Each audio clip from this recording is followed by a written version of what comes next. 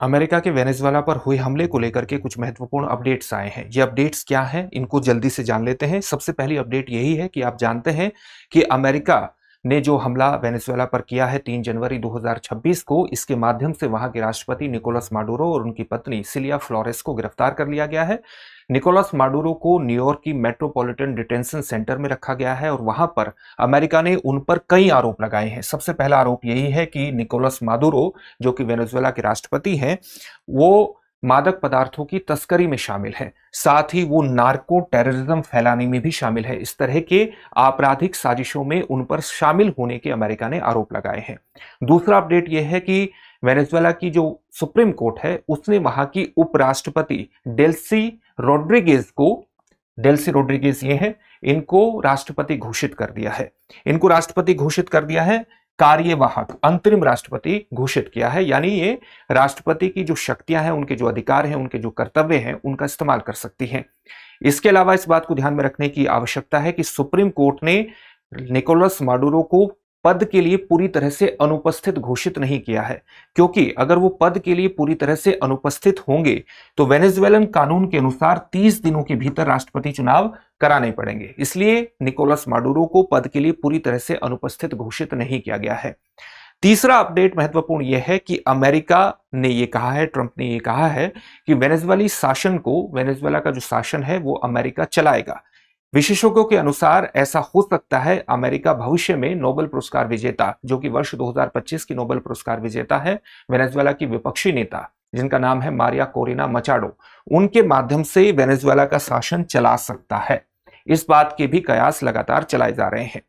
एक चौथी अपडेट बेहद महत्वपूर्ण है। विदेश मंत्रालय, भारत का जो विदेश मंत्रालय है, उसने अपना स्टेटमेंट इस पर जारी कर दिया है। वो स्टेटमेंट क्या है और वेनेजुएला के इस संकट का भारत पर क्या असर पड़ेगा, यह आपके लिए जानना बहुत इंपॉर्टेंट है। उसको हम जानेंगे, लेकिन इस बात को ध्यान में रखिएगा कि दृष्टि संस्थान ने हाल ही में आपकी जीएस की तैयारी को पूरी तरह से कराने के लिए एक महत्वपूर्ण कोर्स लॉन्च किया है। कोर्स है GS studio foundation live online course. ये मात्र 24,999 में आपकी जीएस की तैयारी को मात्र 14 महीने में ही पूरी करा देगा। इसकी सबसे खास बातों में ये शामिल है कि इस कोर्स को करने के बाद अगर आप जीएस फाउंडेशन ऑफलाइन बैच में एडमिशन लेंगे तो ये सारी फीस वहां पर एडजस्ट हो जाएगी। यानी एक तरह से ये पूरा कोर्स आपको फ्री में पढ़ने वाला है। अगर आप इस कोर्स की इस फीस में भी छूट जाते हैं तो इस कोर्स को लेते हुए आप मनीष कोड का इस्तेमाल कर सकते हैं। जब आप दृष्टि लर्निंग ऐप पर जाएंगे तो इस कोर्स से जुड़ते हुए मनीष कोड का इस्तेमाल करिएगा, आपको इस फीस में भी छूट मिल जाएगी, डिस्काउंट प्राप्त हो जाएगा। इस कोर्स से संबंधित जो बैच है वो आपको हिंदी, इंग्लिश और इंग्लिश तीनों में ही उपलब्ध होंगे। हिंदी माध्यम का बैच 5 जनवरी से प्रारंभ हो रहा है, इंग्लिश का बैच 6 जनवरी से प्रारंभ हो रहा है और इंग्लिश का बैच 7 जनवरी से प्रारंभ हो रहा है। इंग्लिश के बैच में हिंदी और इंग्लिश दोनों में समझाया जाएगा, नोट्स उपलब्ध होंगे इंग्लिश में। साथ ही आपको 2 वर्षों की करंट अफेयर्स की क्लासेस का एक्सेस भी रहेगा। अपने आप में संपूर्ण पैकेज है। डिस्क्रिप्शन में दिए गए लिंक पर जाइए, अपने एडमिशन को सुनिश्चित कीजिए। किसी भी प्रकार की कोई भी क्वेरी हो तो 8750187501 पर कॉल कर दीजिएगा, आपकी सारी क्वेरी शांत हो जाएंगी। चलिए अब ये देखते हैं कि भारत के विदेश मंत्रालय ने वेनेजुएला के संकट पर क्या स्टेटमेंट जारी किया है। स्टेटमेंट में भारत सरकार ने सीधे तौर पर, विदेश मंत्रालय ने ये कहा है कि वेनेजुएला की जो घटनाएं हैं, वेनेजुएला में जो डेवलपमेंट्स हो रहे हैं, ये बहुत ही बड़ी चिंता का विषय है और लगातार भारत सरकार इवॉल्विंग सिचुएशन पर नजर बनाए हुए है। साथ ही भारत सरकार ने यह भी कहा है कि वो वेनेजुएला की जनता के कल्याण और सुरक्षा को समर्थन प्रदान करती है और साथ ही किसी भी समस्या का समाधान डायलॉग यानी बातचीत के माध्यम से शांतिपूर्ण तरीके से किया जाना चाहिए, ताकि क्षेत्र की शांति और स्थिरता बनी रहे। साथ ही यह भी एडवाइस दिया गया है कि भारत की जो एम्बेसी है वेनेजुएला की राजधानी काराकस में, वहां पर इंडियन कम्युनिटी के जो मेंबर्स हैं वो लगातार, इंडियन एम्बेसी उनके साथ कांटेक्ट में है और लगातार उनको सपोर्ट प्रदान करती है। जो भी उनको सपोर्ट की आवश्यकता पड़ेगी वो सपोर्ट प्रदान करती रहेगी भारत की जो एम्बेसी काराकस में है। वेनेजुएला का जो संकट है, इसका भारत पर क्या प्रभाव हो सकता है? अगर आप वित्तीय वर्ष 2025-26 में नवंबर 2025 तक का आंकड़ा देखें तो भारत ने वेनेजुएला से 255.3 मिलियन डॉलर का तेल खरीदा है। जो भारत द्वारा आयात किए गए कुल तेल का जो वैल्यू है उसका 0.3% बैठता है, यानी अपने आप में बेहद सीमित है।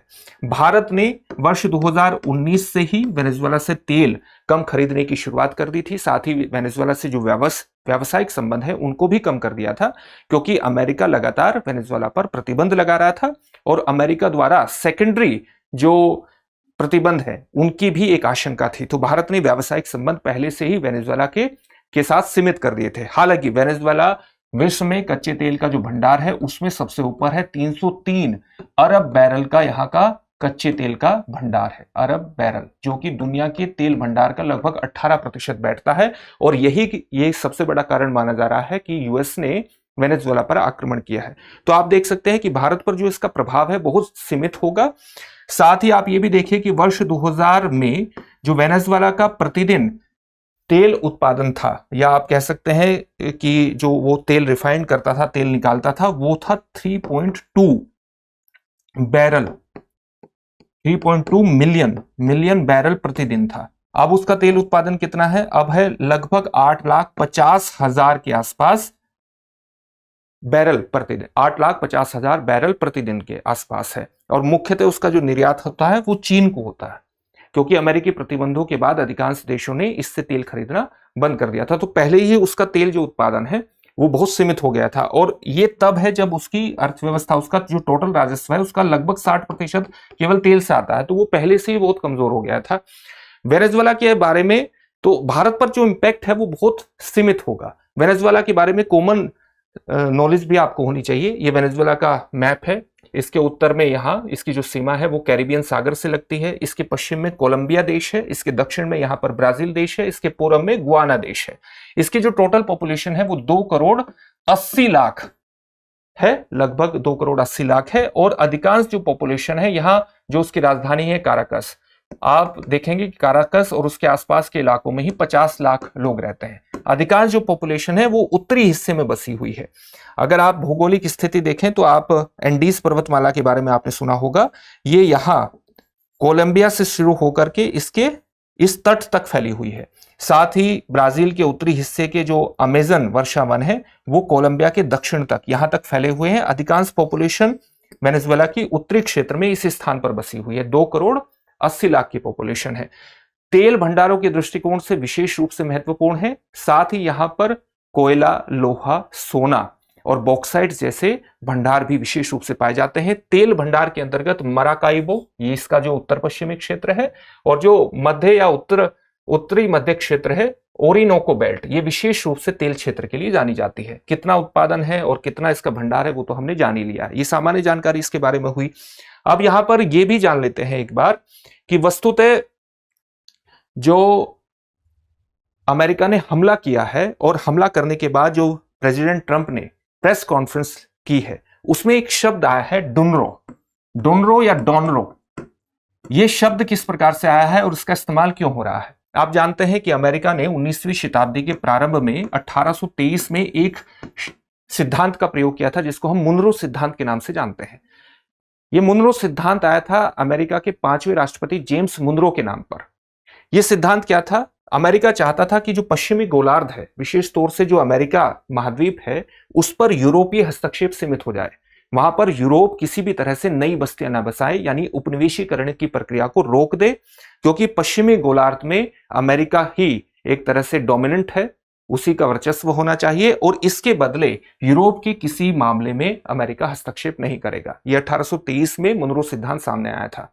अब वर्ष 2025 में इसी के समकक्ष डुनरो सिद्धांत का भी प्रयोग किया जा रहा है। डुनरो या डोनरो, आप जो भी इसका प्रोनाउंसिएशन करें, यह वस्तुतः मुनरो सिद्धांत से आया। इसके अंतर्गत क्या अमेरिका कर रहा है? अमेरिका यह कह रहा है कि पश्चिमी गोलार्ध में उसका डोमिनेंस है, वो रहेगा।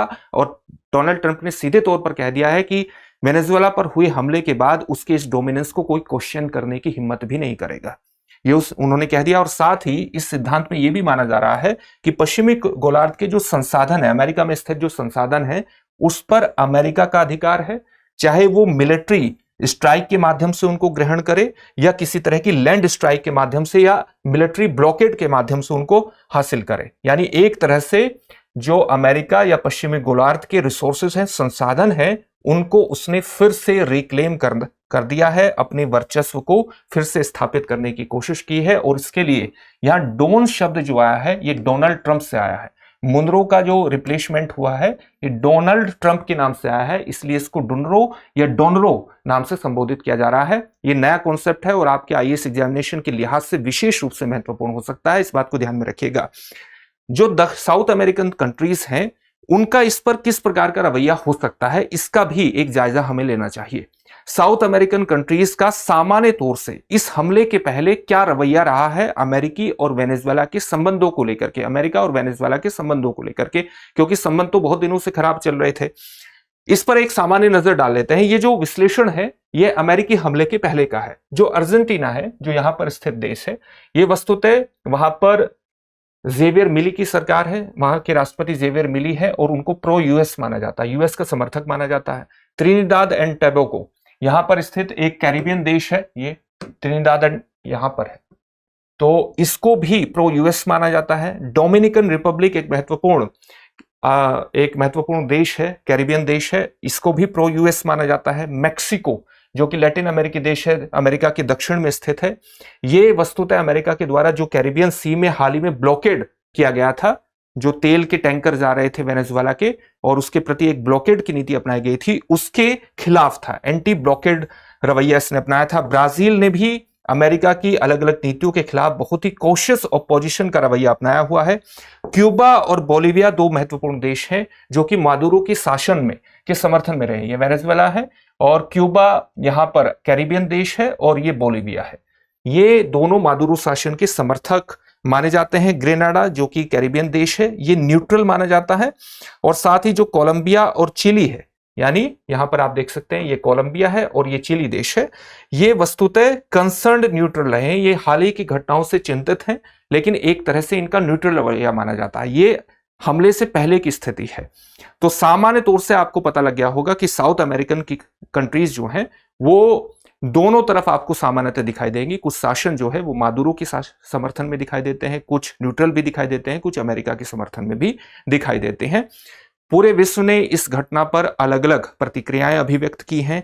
एक जो सबसे बड़ी घटना यह भी हुई है कि यूनाइटेड नेशन सिक्योरिटी काउंसिल की आपात बैठक होने जा रही है। यूनाइटेड नेशन सिक्योरिटी काउंसिल की बैठक होने जा रही है। यूनाइटेड नेशन सिक्योरिटी काउंसिल का वर्तमान अध्यक्ष कौन है?